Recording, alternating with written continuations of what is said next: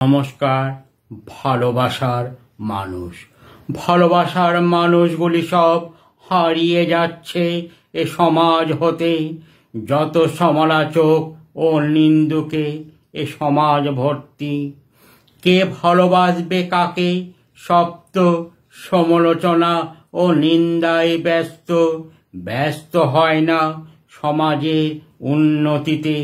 সবুজকে ধ্বংস করে গ্রীষ্মকে নিমন্ত্রণ পত্র পাঠায়। বর্ষার খোঁজ রাখে না কেউ।